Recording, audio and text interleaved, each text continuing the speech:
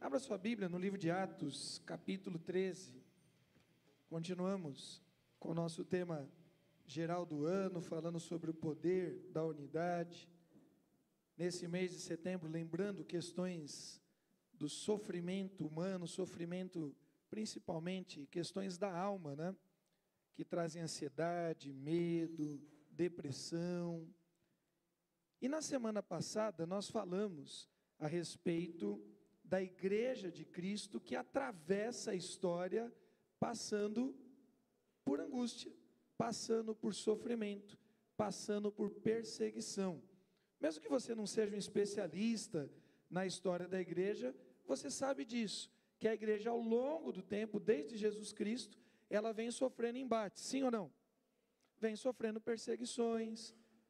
Temos no tempo presente, né, no site das missões, da missão Portas Abertas, um relatório mensal da igreja no tempo presente que é perseguida. Uma igreja que em alguns países é completamente cerceada, né? Não pode andar com a Bíblia na mão, não pode ler a palavra de Deus. Eu sei que vários irmãos já estão treinando para isso, né? Por isso que os irmãos não andam com a Bíblia, por isso que os irmãos não leem, porque os irmãos já estão treinando para o período da perseguição. Mas calma, irmão, deixa chegar lá. Por enquanto pode andar com a Bíblia, sim ou não? Pode ler a palavra de Deus, fique tranquilo. Mas há alguns países que não podem. Há alguns países que é proibido o ato de cultuar. E eu sei que por isso que os irmãos também estão treinando várias semanas que os irmãos somem dos cultos, do culto de intercessão, da escola bíblica dominical. Eu sei que você já está se preparando para essa perseguição. Mas ela ainda não chegou, ao menos não no Brasil. Mas de novo, a igreja de Cristo passa, me ajudem, passa por perseguição. E muita gente, de fato e de direito, fica ansioso, fica pensativo. A gente tem um monte de histórias, que não vai dar tempo para trazer testemunho hoje, a respeito da igreja de Cristo. Tertuliano, que é conhecido como o primeiro grande apologeta, o primeiro grande advogado, defensor dos cristãos, diante da perseguição romana, ele faz uma declaração que é marcada na nossa memória até o tempo de hoje. A igreja de Cristo segue a partir do sangue dos seus mártires. Então há de fato um regar da dor e do sofrimento por conta do sangue de Cristo, desde Jesus o justo, passando por Estevão, Pedro, Paulo e todos os demais apóstolos, derramaram seu sangue, para que eu e você hoje estivéssemos aqui reunidos em nome de Jesus. Isso traz algum tipo de angústia, sim ou não? Traz. Traz algum tipo de medo, sim ou não? Traz, irmão. Não sejamos desonestos com o nosso sentimento. Isso de fato e de direito mexe, ou pelo menos deveria mexer com você, saber que tem irmãos em outros países, no Irã, no Afeganistão, na Coreia do Norte, na Eritreia, na Etiópia, que estão passando por questões absurdas que eu e você não temos nem ideia. Só que em contrapartida, a mesma igreja que sofre é a igreja que cresce, se multiplica e ela se expande. Recentemente, essa semana, a Júlia fez uma postagem de uma reportagem do Missões Portas Abertas, falando do crescimento da igreja no Irã.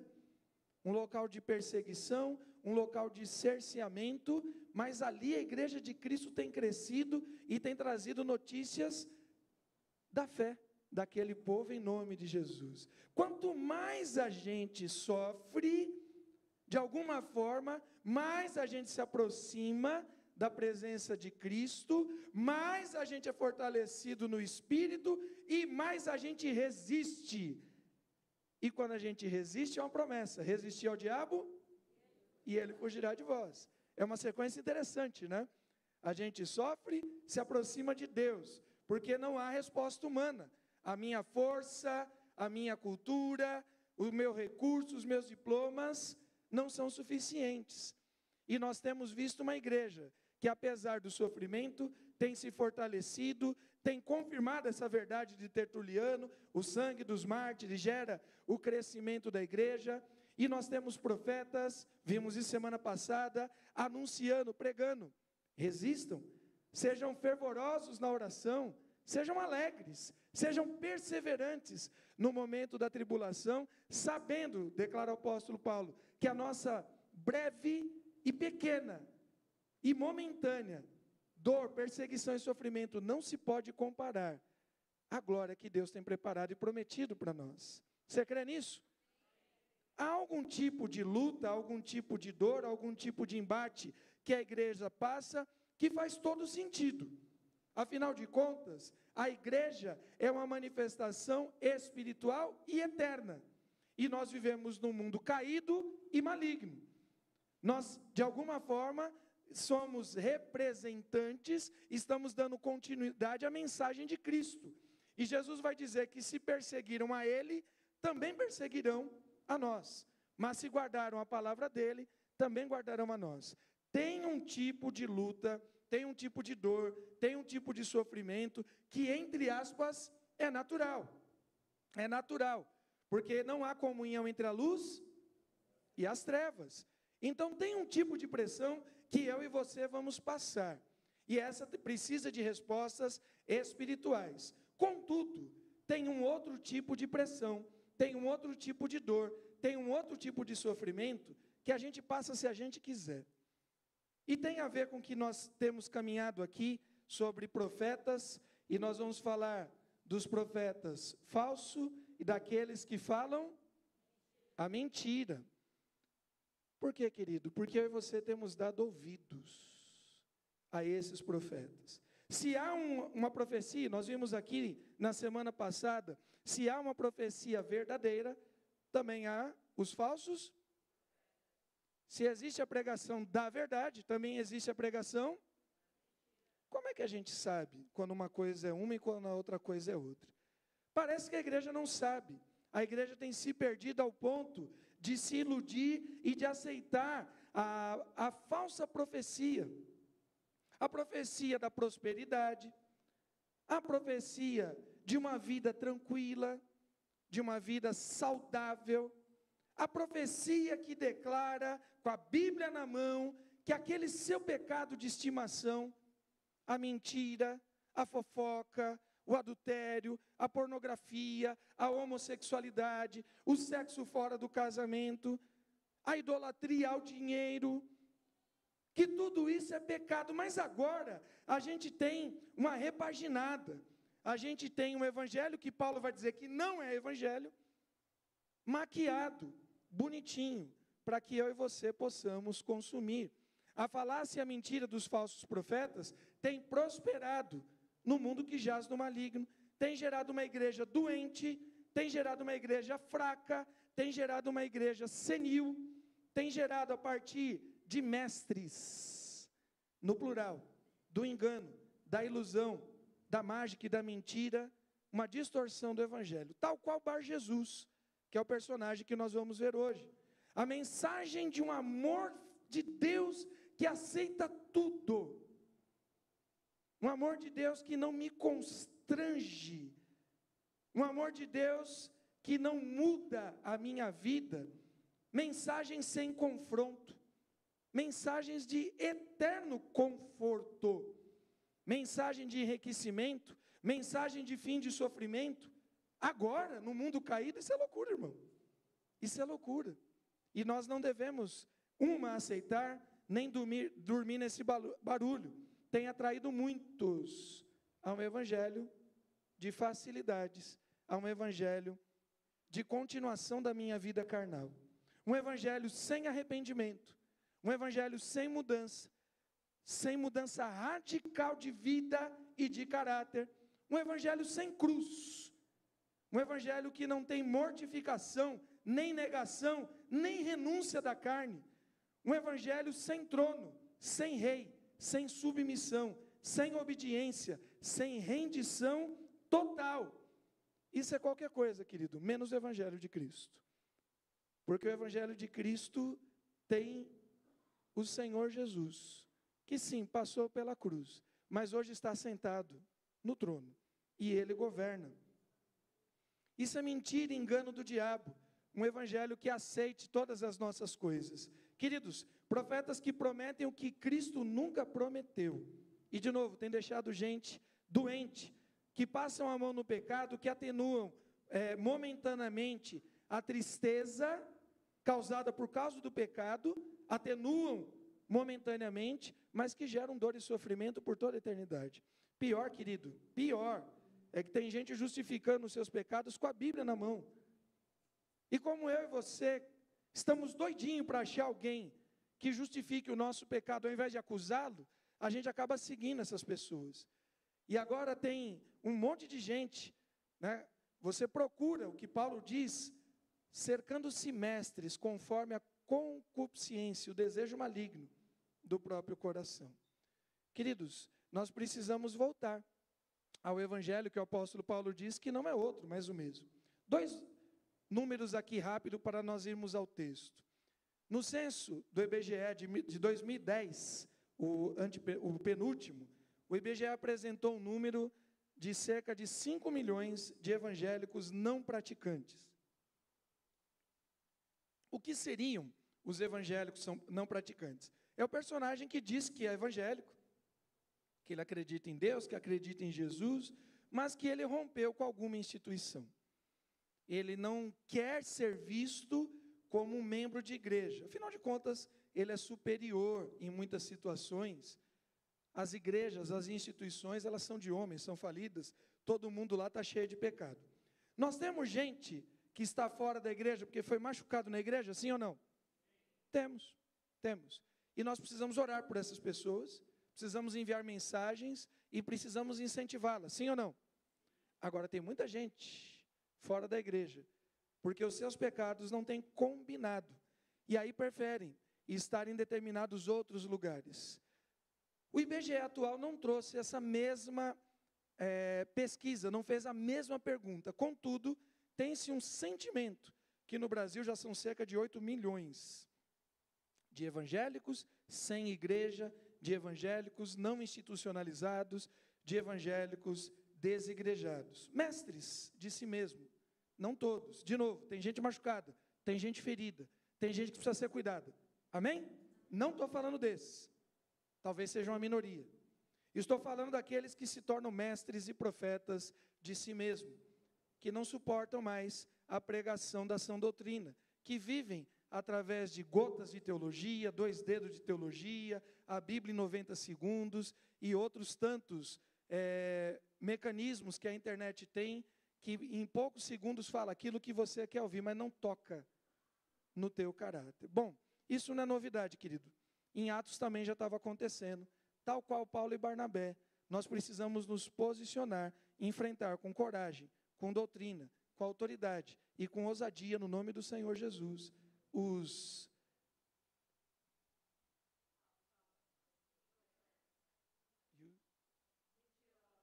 profetas mentirosos. Mais ou menos, professor?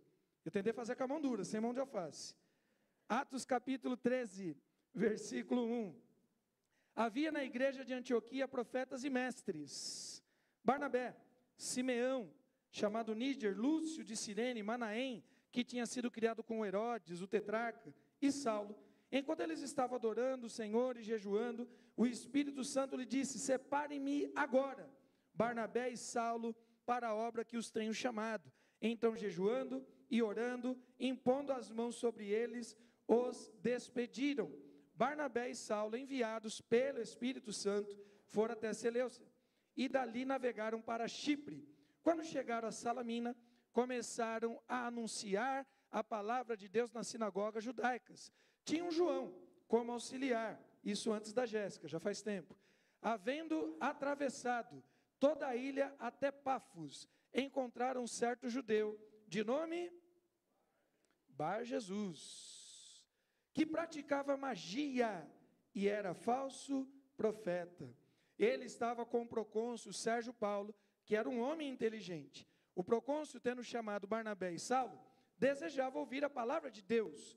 Porém, o mago Elimas, e é assim que se traduz o nome dele, ou seja, Bar Jesus para o universo judaico, no hebraico, Elimas para o universo romano-grego, se opunha a eles, procurando afastar da fé o procônsul. Mas Saulo, também chamado Paulo, cheio do Espírito Santo, olhando firmemente para Elimas, disse: ó filho do diabo, cheio de todo engano e de toda maldade, inimigo de toda justiça, porque você não deixa de perverter os retos caminhos do Senhor? Eis que agora a mão do Senhor está contra você, e você ficará cego, não vendo o sol por algum tempo. No mesmo instante, caiu sobre ele névoa e escuridão, e andando em círculos, procurava quem o guiasse pela mão. Então o procônsul, vendo o que havia acontecido, creu, maravilhado com a doutrina do Senhor. Amém? Vamos orar? Pai querido, obrigado por esse dia de vida que o Senhor nos concede. Obrigado, ó Deus, por todas as atividades que tivemos nessa casa durante esse dia, a reunião para o estudo bíblico pela manhã, ó Deus, os ensaios, reuniões. Obrigado pelo momento de louvor e adoração, quando a gente pode expressar através, ó Deus, da música, da poesia, a gente pode expressar um pouco daquilo que nós sentimos, e tantas vezes com as nossas próprias palavras a gente não consegue declarar o nosso amor, a nossa gratidão a Ti. Obrigado, ó Deus, pelas portas da Tua casa que estão abertas, porque no nosso país ainda temos liberdade. Obrigado pela Tua palavra que é viva e eficaz, porque também de maneira graciosa o Senhor permite que a tenhamos na nossa língua materna, porque não nos há nenhuma dificuldade, nenhum empecilho para lermos a Tua palavra, a não ser a nossa própria preguiça e o nosso desleixo. Obrigado a Deus, porque sabemos que historicamente foi muito dificultoso para que essa palavra chegasse na nossa língua materna, na língua portuguesa. Ó Deus, que nós possamos, como cantamos aqui em algum momento, falando que digno é o Cordeiro de Deus, que possamos viver vidas dignas, dignas do Teu amor, da Tua graça, dignas da Tua bondade, mas dignas do Teu sacrifício. Precisamos lembrar, ó Deus, o quanto foi doloroso, cruel e humilhante o Teu sacrifício, para que possamos nos desafiar a viver vidas dignas do Teu nome. Fala conosco através dessa palavra. Ó Deus, se em algum momento essa palavra particularmente falar de um dos meus itens, de uma das minhas falcatruas, diante de uma das minhas mentiras, diante de um dos meus pecados de estimação, ó Deus, que haja arrependimento, que haja mudança, que haja transformação, que jamais nos contentemos em ficar, ó Deus, à margem do Teu Evangelho, mas que possamos, ó Deus, nos entregar de maneira plena, porque o Senhor faz novas todas as coisas. Fala conosco, é o que nós te pedimos e agradecemos em nome de Jesus. Mantém sua Bíblia aberta aí, capítulo 13, versículo 6, vai dizer, cadê aqui? Que encontraram um personagem por nome de Bar Jesus, que praticava magia e era o que, querido? Falso profeta. Paulo vai dizer em 2 Timóteo, capítulo 4, versículo 3. Pode passar mais um aí dos slides. Paulo vai dizer em 2 Timóteo 4, 3, pois virá tempo em que não suportarão o que, irmão? Pelo contrário, se rodearão de mestres, segundo as suas próprias cobiças. A gente procura e acha o tipo de pessoa e o tipo de mensagem que agrada a nossa vida, que agrada a nossa mente, que agrada o nosso coração. Essa fala de Paulo a Timóteo é uma fala futurista. Timóteo, virão tempos. Para nós já chegou faz tempo. Nós estamos vivendo um presente contínuo. Já estamos na época, já estamos no tempo que as pessoas não suportam a sã doutrina, que as pessoas ficam de cara feia, que ficam chateadinho, que as pessoas trocam de igreja, porque não suportam determinados tipos de pregação, que mexem no caráter, que vai dizer a respeito aquilo que vai contra a palavra de Deus. Não suportam ouvir a palavra da verdade. Não suportam ouvir que as suas escolhas humanas são contrárias à palavra e à vontade de Deus. E no caso, a vontade de Deus é boa, perfeita e agradável. Se a vontade de Deus é boa, perfeita e agradável, e Deus está dizendo que aquilo que eu gosto de fazer, aquilo que me faz me sentir humanamente vivo, e é verdade, o pecado é assim. O pecado dá uma injeção de vida na nossa carnalidade. A nossa carne que vem sendo mortificada pelo Espírito, pela leitura da palavra, pela oração, pelo jejum, pela consagração, pelo momento de louvor e adoração. O infeliz do velho Adão, do velho homem, está quase morrendo. E você vai dar uma injeção de adrenalina nele, na internet, no bar, nas mentiras e nas falcatruas. O infeliz está quase morrendo, mas você faz questão de trazer ele de volta.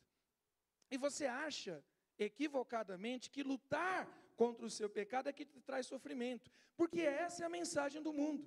Essa é a mensagem de algumas correntes, da psicologia, da psicanálise. Você não deve lutar contra isso. Afinal de contas, você nasceu assim. Afinal de contas, esse é o desejo da tua carne.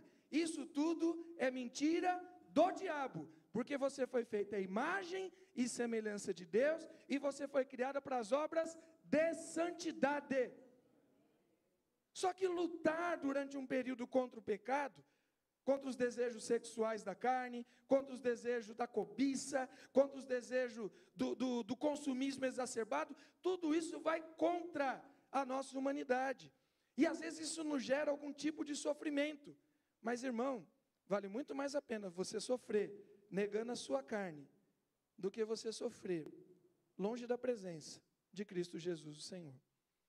Nós precisamos entender que existem mestres da mentira que estão atuando com a Bíblia na mão.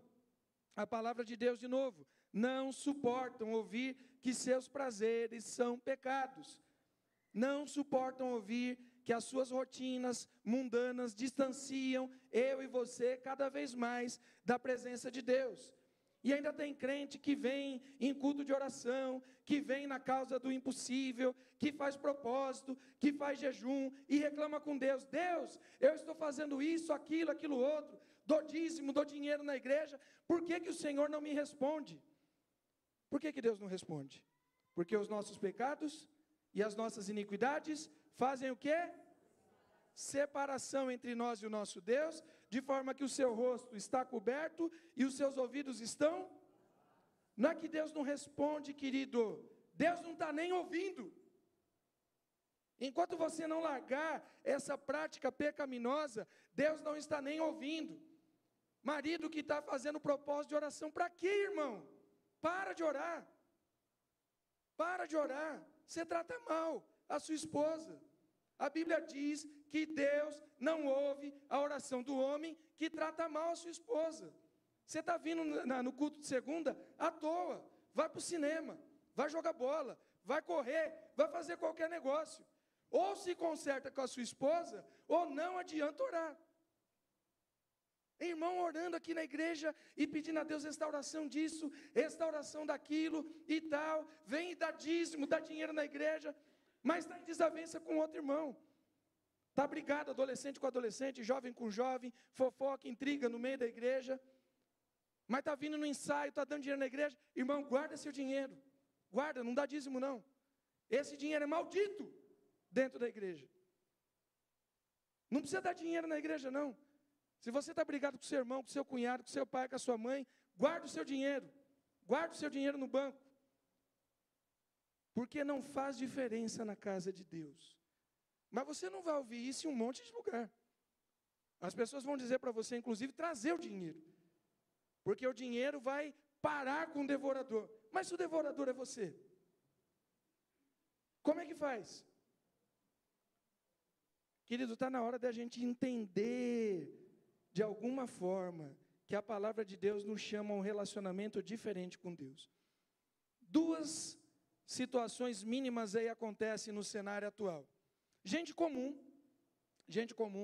adolescente, jovem, adultos, homens e mulheres, que vão atrás dos mestres, porque falam aquilo que você quer ouvir. Então, um monte de gente comum, aí você tem seguidor na internet, influencer A, influencer B, você acha, e vez por outra tem uns infelizes que ficam me mandando coisa para eu responder. Irmão, os únicos que me mandam coisa aqui que eu gosto, que me marca na internet é o Caio, o Ludovico e o Dô. Imagina o que esses três caras me mandam. Só palhaçada, né? As palhaçadas dos pastores, inclusive. Eu não sei se eles estão pensando em alguma coisa em mim, né? Mas, pelo menos, eu dou risada, pelo menos alegra meu dia. Mas se você tem dúvida a respeito do que é certo e errado, com certeza, nós estamos aqui para orar junto, para estudar junto, para clamar, amém? Agora, se você vai ficar me mandando vídeo, porque o pastor não sei das quantas, o teólogo não sei das quantas, ele falou que beber com moderação serve e tal, e aqui na igreja você ouve todo domingo que a gente é contra a bebida, irmão, vai encontrar lá com o pastor, com o teólogo, paga uma cachaça para ele e toma junto. Não precisa mandar para mim, você não vai mudar minha opinião nisso. Não adianta.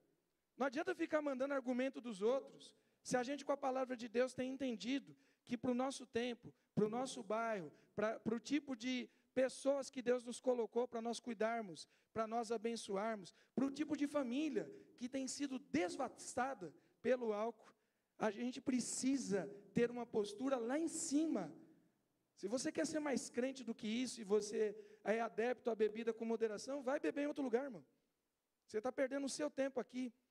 Gente comum que procura e acha os mestres para continuar na prática do seu pecado. E do outro lado os mestres, pastores, obreiros, teólogos, que se amodam ao mercado, que se amodam ao sistema maligno, que se amodam ao sistema porque não querem perder poder, não querem perder status, não querem perder dinheiro, não querem perder oferta, não querem perder família na igreja que tem esse ou aquele problema, e ele não combate. Está aqui os tesoureiros da igreja do passado, o Ondamar, o Vander, os tesoureiros do presente. Irmão, eu nem olho o relatório de dízimo, que é para bater com gosto e bater com a consciência bem tranquila. A palavra de Deus não faz distinção por conta de dinheiro que entra na igreja. Mestres da mentira e falsos profetas não são novidades.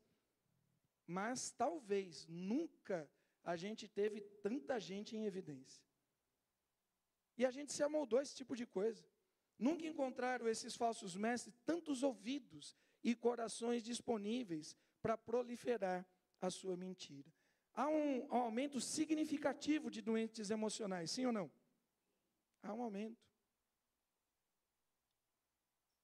E para vergonha nossa, há um aumento significativo de doentes emocionais dentro das igrejas. Entre os religiosos como um todo, os cristãos são destaques nas questões de doenças emocionais. Há um tempo atrás, tivemos um boom de pastores com ansiedade, com crises, pastores intentando contra a sua própria vida. Tem uma série de respostas, e eu quero refletir com você em pelo menos 3. Passa aí para a gente.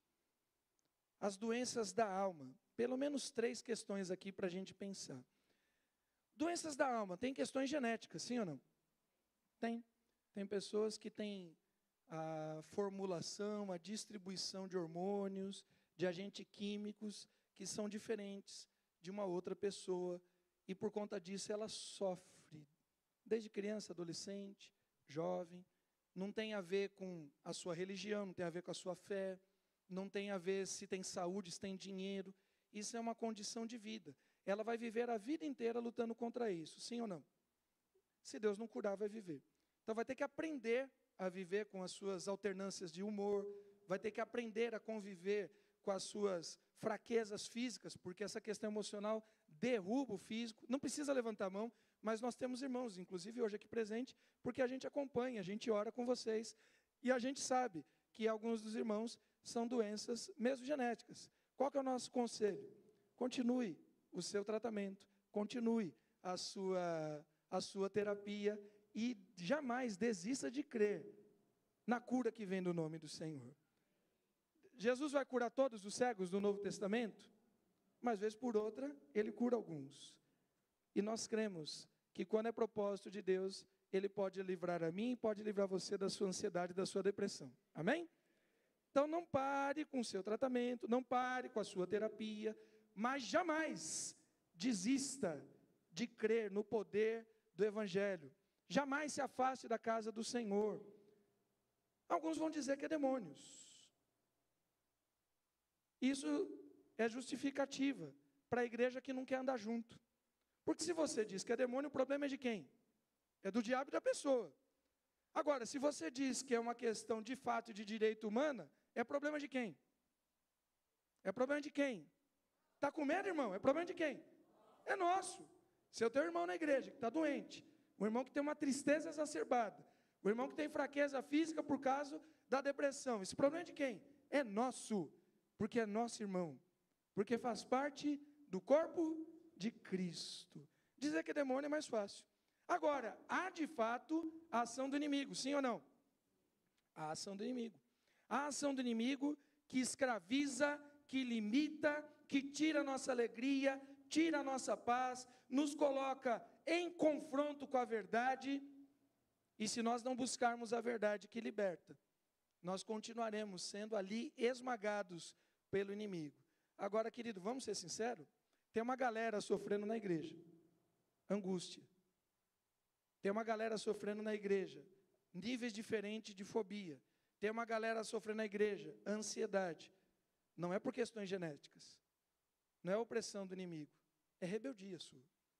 E eu vou dizer de novo, quando a gente olha os números dos chamados desigrejados, nós temos pessoas que foram feridas pela igreja, sim ou não? Tem pessoas que foram feridas pela pessoa do pastor, inclusive eu posso ter ferido pessoas, sim ou não? Tem, irmão, tem isso. São feridas pela instituição, tem líderes abusivos, tem gente picareta, pilantra, sim ou não? Mas tem uma quantidade grande de gente que está sofrendo por causa das suas escolhas pecaminosas. E nós precisamos reagir isso. E Paulo chega junto com Barnabé naquele personagem, o tal de Bar Jesus, falso profeta, ilusionista, que puxa alguém para o lado dele e começa a enganar, e começa a falar. Para lembrar algumas aqui para os nossos irmãos, que têm as questões genéticas, que têm as questões humanas, que têm as questões familiares. Neemias se apresenta triste diante do rei. E o texto bíblico diz o motivo. O motivo é que a cidade dos seus pais estavam em ruínas. Ana, a mãe de Samuel, se apresenta triste diante do sacerdote Eli. E o motivo dela é que ela era humilhada constantemente pela outra esposa do seu marido. A viúva de um aluno dos profetas de Eliseu se apresenta com agonia, tristeza, com desespero diante de Eliseu. Por quê? Porque os credores estavam batendo a porta para tomar os seus filhos. O que dizer de Jesus, que se apresenta em tristeza, angústia, agonia profunda, ao ponto da morte? Motivo: sabia do desafio, da dor e do sofrimento da cruz. De novo, a dor, tristeza, medo, angústia, por vários motivos que são sabidos. O maior dele é que vivemos num mundo caído. Nós vivemos num mundo caído. E tempos em tempos, eu e você vamos passar pelo medo, pela angústia, pela dor e pela tristeza. Contudo, há outras ações que são humanas, são carnais. Há outras ações que dizem respeito à brecha que eu e você damos ao inimigo, e o inimigo faz um aprisionamento. Nós temos, em Mateus 9, a partir do versículo 17, quando Jesus, um pai, chega diante de Jesus e apresenta seu filho: Senhor, se o Senhor pode, faz alguma coisa, porque esse menino está endemoniado, e o demônio não deixa que ele fale. E Jesus repreende a incredulidade dos seus discípulos, porque não expulsaram o demônio. Jesus expulsa o demônio e o menino voltou a falar. Por que ele era mudo? Porque havia opressão maligna profunda. Em outro momento, Jesus, em Lucas capítulo 9, ele é acusado pelos seus opositores porque curou uma mulher no sábado. E Jesus vai olhar para os caras e dizer: faz 18 anos que essa mulher é aprisionada pelo diabo. Eu não vou esperar mais um dia para libertar ela, eu vou libertar ela hoje. E vou libertar ela agora. Há sofrimentos que são causas malignas. E diante disso, nós precisamos, em nome de Jesus, buscar autoridade no Senhor para repreender a ação do diabo. Volta lá para o texto de Atos, capítulo 13, versículo 6. O texto vai dizer, mais uma vez: e eles encontraram certo judeu de nome Bar Jesus, que praticava magia e era falso profeta. Essa informação é muito pertinente. Essa informação é muito pertinente. Ao dizer que ele era judeu, a palavra Bar significa filho de alguém. A palavra Jesus é a derivação de Josué no Antigo Testamento e significa Salvador. Então, Bar Jesus era filho de Salvador. Ele era filho de alguém que traz algum tipo de resposta, algum tipo de salvação. Bar Jesus era judeu, e como judeu ele sabia que a necromancia, a astrologia, o esoterismo e toda sorte de feitiçaria é condenado na palavra de Deus. Isso está em Deuteronômio, capítulo 18, está em Levíticos, capítulo 19. Mas, ele apresenta algo novo. Ele apresenta algo a alguém que está doido para encontrar uma resposta. E o segundo destaque que eu quero dar é que o texto diz que Paulo Sérgio era um homem, o que está escrito aí na sua Bíblia? Sensato e inteligente. Como muitos dentro da igreja.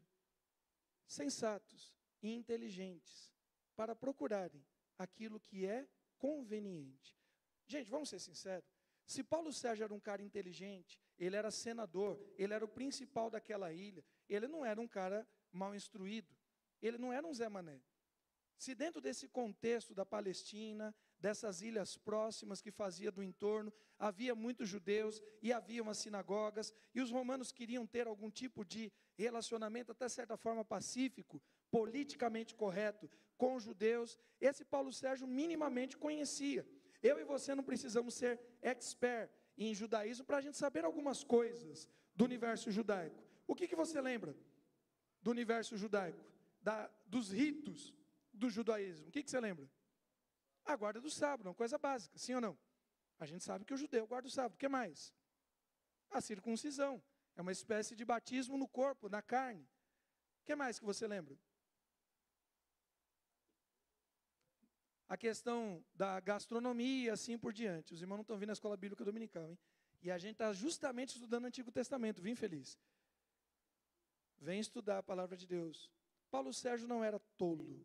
Paulo Sérgio sabia minimamente o que era certo, o que era errado. Pergunto, por que Paulo Sérgio se permitiu ser instruído por Bar Jesus, que segundo Lucas era mentiroso, picareta, ilusionista, fazia mágicas e era falso profeta?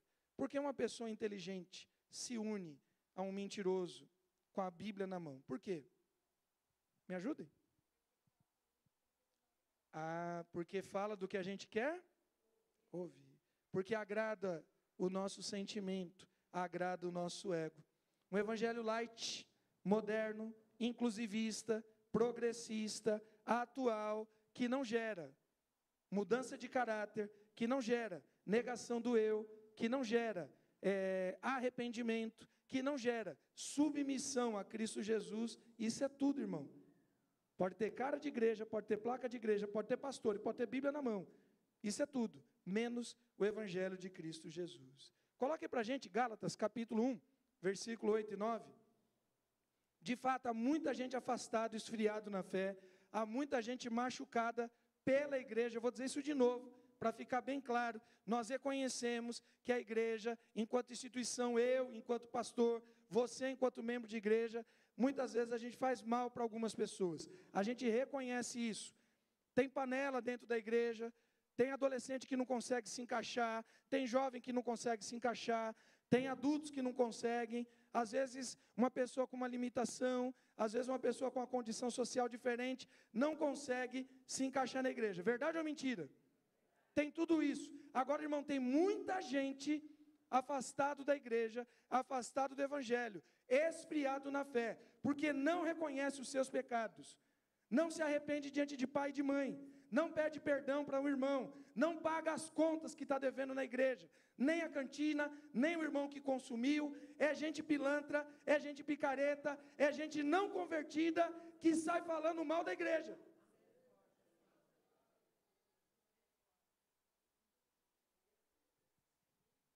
Ainda que nós, ou mesmo um anjo vindo do céu, pregue a vocês um evangelho diferente daquele que temos pregado, que seja maldito, que seja anátema. Paulo está dizendo assim: se eu voltar aqui, vai que eu caio de algum lugar e bato a cabeça.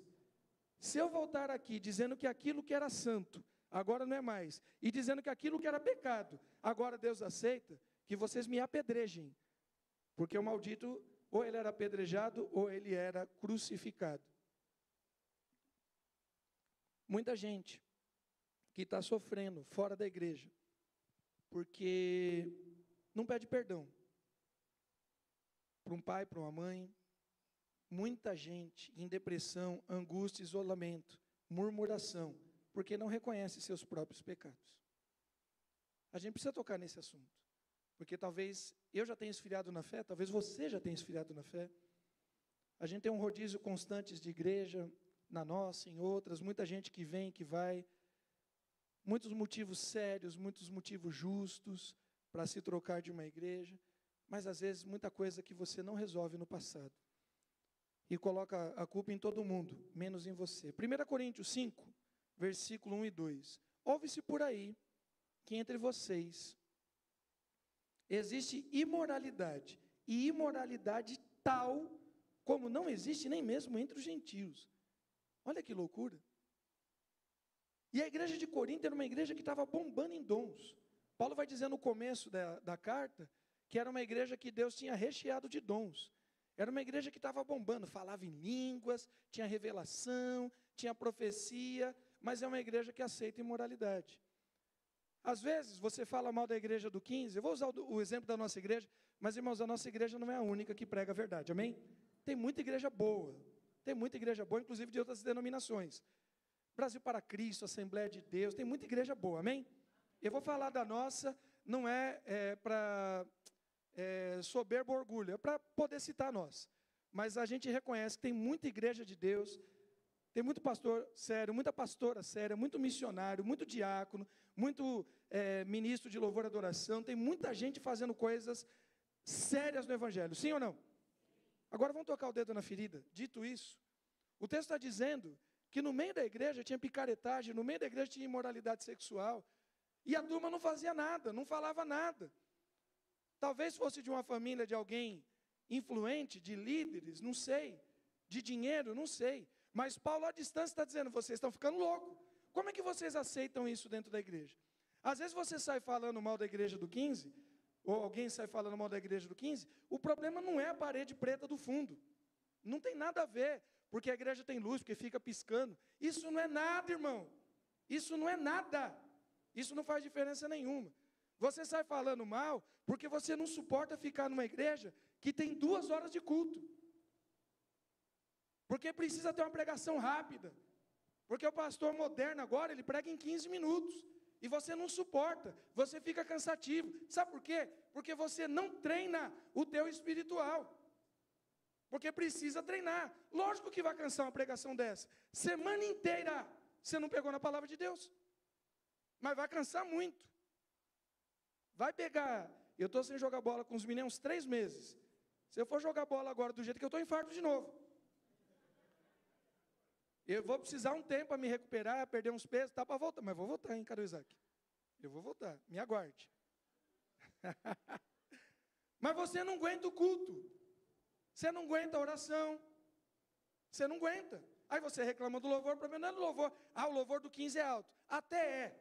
A gente briga direto aqui entre nós, o que a gente pode melhorar constantemente, a gente está buscando melhorar. O problema do louvor é que é batalha espiritual, irmão. Você não resiste. Aí você reclama do repertório, do baterista. Tinha um baterista esquisito aqui hoje, cadê? Está lá no fundo. Tinha um baterista meio esquisito aqui, né? Está meio performático, né? Eu vi, né? Mas o problema não é o louvor. O problema não é a pregação. O problema não é a igreja. E você vai trocar de igreja quantas vezes você quiser. Você está triste, você está angustiado, porque recebeu uma notícia ruim, vamos orar por isso. Porque recebeu um diagnóstico de doença, a igreja vai se unir em oração. Vamos orar por isso. Agora, irmão, se o teu caráter está sendo agredido pela palavra de Deus, não é hora de você trocar de igreja, é hora de você se render aos pés do Senhor. É tempo de confessar pecado, de se arrepender, pagar o preço. Pagar o preço pelo pecado. Quando você se arrepende e confessa, venha a público seus erros. Pagar o preço. Ter paz diante de Deus, diante do mundo espiritual, consigo mesmo e com a sociedade. Paulo Sérgio não era tonto. Ele era um cara inteligente. Bar Jesus não estava enganando ele no sentido de alguém que engana outro que é inocente. Bar Jesus estava enganando ele. Porque muitas vezes, como eu e você, a gente está atrás de alguém, com a Bíblia na mão, que afague o nosso ego e o nosso pecado. Passa mais um. Além de ser ilusionista, de ser mentiroso, de ser mágico, o texto diz que Bar Jesus era falso profeta. E no versículo 7 vai dizer que ele estava com o procônsul, que era um homem inteligente, que desejava ouvir a palavra. E no versículo 8 diz que ele se opunha, eles faziam oposição, eles se opunham a eles, procurando afastar o procônsul da fé. Dá para interpretar o que é essa imagem que eu pus aí? O que parece? Ah, deu para entender? É uma colher com doce de leite, isso mesmo. Isso. É que eu depois eu fiquei em dúvida se dava, não ficou legal. Mas é uma colher com doce de leite.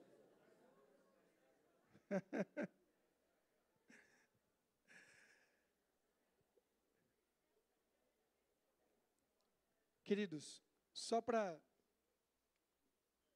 Volta um pouquinho só ao contexto. Vale lembrar que essa igreja de Antioquia, que explode missões, ela foi uma igreja formada de gente simples, de gente pobre, de gente que sai da perseguição de Jerusalém e vai para Antioquia. Gente que perderam suas posses, alguns que perderam seus cônjuges, ou marido ou esposa, estão presos por causa do Evangelho, alguns que perderam seus filhos por causa do Evangelho. A gente está nesse momento da história, momento de perseguição. Lembremos que Estevão foi apedrejado, Tiago foi cerrado ao meio, Pedro já tinha sido preso. Lembremos que Paulo, depois que se converte, precisa sair escondido, foragido da cidade. Os caras têm que jogar ele numa corda, num cesto para descer pelo muro. Tudo isso está acontecendo. Interessante, a gente não vê nenhum tipo de oposição da igreja de Cristo. A gente não vê os apóstolos, Pedro que lá atrás sacou a espada, deu no meio da cabeça de Malco. A gente não vê ninguém brigando. A gente não vê ninguém levantando os panos. A gente não vê ninguém partindo para cima. A gente não vê ninguém gritando. A gente não vê ninguém humanamente falando, reagindo na força do muque, na força do braço. Eles aceitam, de certa forma, a perseguição. Quando tem um grupo que sai, a gente já passou por essa sequência de Atos 4 e 5, um grupo de discípulos que sai, depois de apanhar, eles saem comemorando. Nossa, eu tomei 30 açoites por causa de Jesus. Quantos açoites você tomou? Eles estavam felizes porque se acharam dignos de sofrer pelo nome de Jesus. Não tinha indignação social, econômica, política, que mexesse com a igreja. Lógico, todas essas coisas nos incomodam. Lógico que a turma aqui não era cidadão. É um termo mais moderno, né? Esse termo nem existia nessa época, mas era como se fossem vassalos. É um tipo de escravidão que eles sofriam. A gente entende isso, a gente está numa fase diferente da história em que nós somos cidadãos e a gente tem direito de votar, se manifestar. Amém? O que eu quero dizer é que nada disso foi suficiente para mexer com o caráter dos cristãos, até o momento que surgiu um falso profeta. Porque quando mexe com a palavra de Deus, aí o povo de Deus deveria se manifestar. Queridos, como dói o coração a gente vê uma igreja que se manifesta por tanta coisa e não se manifesta contra a falsa profecia e os falsos profetas. Perder status humano e social, perder posses econômicas e mesmo a liberdade não gerou nenhuma reação social da igreja, como aquela que Paulo tem diante de um falso profeta. Querido, o que te indigna hoje? O que mexe com você? O que te incomoda? Paulo ficou irado. Paulo ficou irado, porque havia um filho do cão usando o nome do Senhor Jesus em vão. Gente crente que se levanta, se manifesta com força, veemência, por questões políticas, econômicas, sociais. Gente crente que põe em dúvida a pregação, a palavra de Deus, para fazer manutenção dos seus próprios pecados. Gente que vai ler e estudar a Bíblia para defender a sua conveniência, para manter o seu status pecaminoso, gente que não entra em embate para não perder seguidores, para não entrar em conflito em ciclo profissional, em ciclo acadêmico, em ciclo eclesiástico, ministerial, para manter o politicamente correto, se acostuma, normaliza e mesmo defende o pecado. Lembremos que Barnabé era natural de Chipre. Barnabé chegar naquela cidade e se dar bem com o procônsul era uma boa para ele. Pô, se o procônsul está seguindo o Bar Jesus, eu vou bater nesse Bar Jesus? Se o procônsul está seguindo esse cara, essa igreja, esse influencer, esse líder, eu vou bater de frente com isso? É melhor não. Querido, toda oposição vem do diabo. Toda oposição à pregação vem do diabo. Ela tem cara de política, mas vem do diabo. Ela tem cara de social, mas vem do diabo. Ela tem cara de administrativa, mas ela vem do diabo. Toda oposição contra a palavra, ela vem do inferno. E ela precisa ser combatida com autoridade e com ousadia no nome de Jesus. E está na hora da igreja se manifestar nesse sentido. Porque os falsos mestres e os falsos profetas têm colocado doce nas nossas bocas, para nos calar. E muita gente, com a boca cheia de doce, está calada e não está falando nada diante do pecado, do próprio e do outro. Igreja doente, igreja fraca, que se entrega ao conforto do seu pecado. Não estou falando do pecado do outro, estou falando do meu, estou falando do seu. Precisamos nos indignar, irmão, com os falsos profetas. Sabe com qual? Com aquele que habita em nós mesmos. Porque é a gente que fica defendendo essas coisas. A gente que fica compartilhando, a gente que fica replicando. A gente precisa combater o falso profeta que está em nós. Resgatar a autoridade da palavra. Paulo levanta, olha para ele firmemente, olho no olho, chama ele do que ele é. Mentiroso, falso profeta, filho do diabo. E está na hora da gente se posicionar. Expulsar um endemoniado que entra aqui na igreja, que entre babando, rodando a cabeça e falando grosso, é fácil. Vai ter uns 20, 30... Será que chega, pastor Nedim, uns 20% dos irmãos? Se levanta para cima do endemoniado? Não chega a 20%?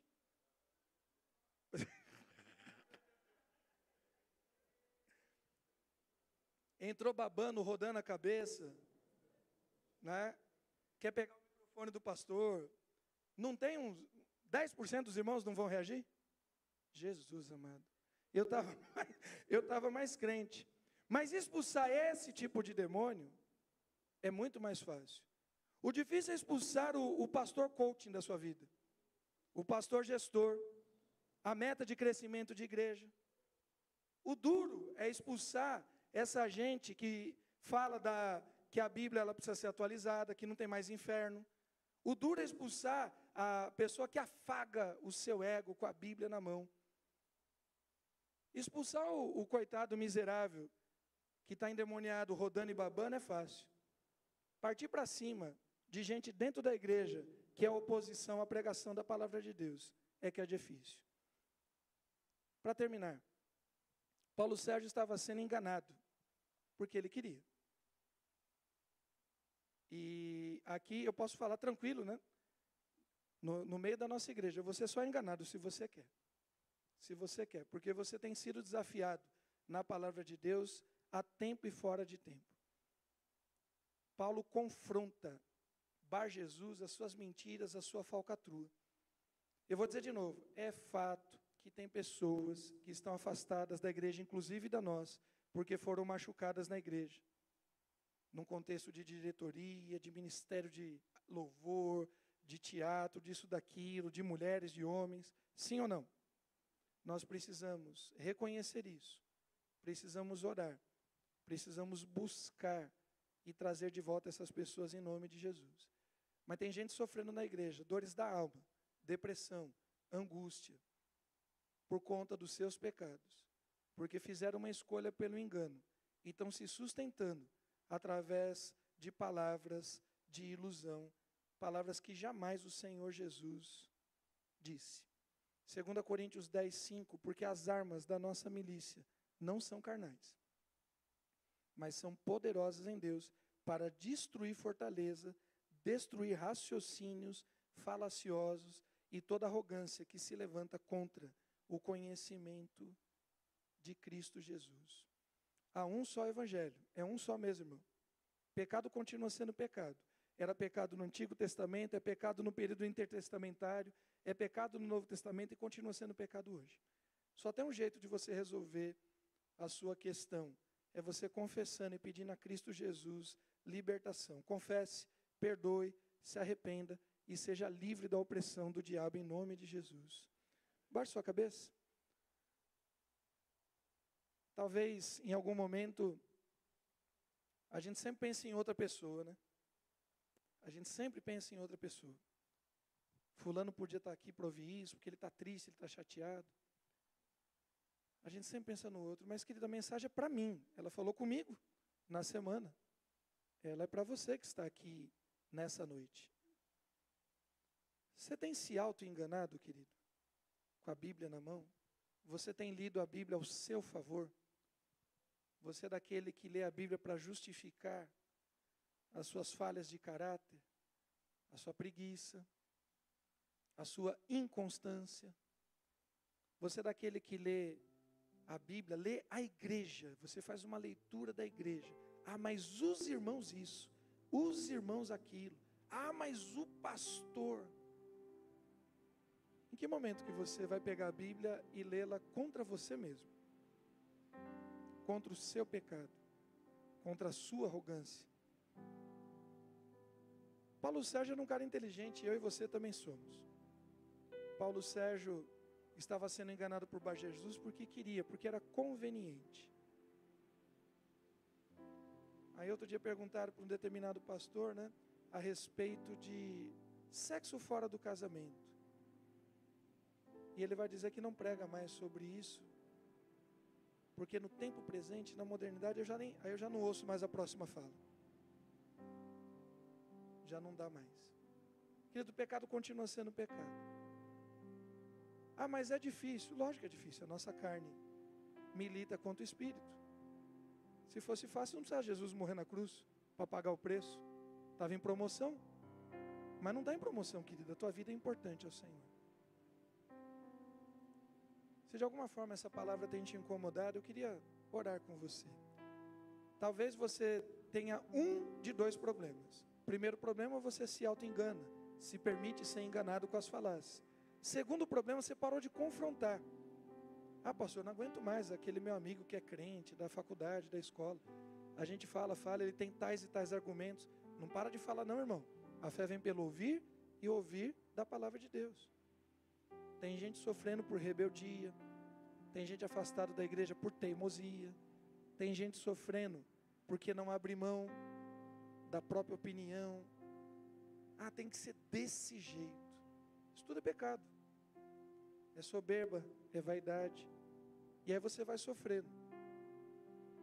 Lógico, eu vou repetir de novo. Tem os irmãos que têm problemas biológicos, fisiológicos. E a gente sempre vai estar orando por você, querido. Para que o Senhor te renove, te fortaleça e te sustenta diante da sua luta.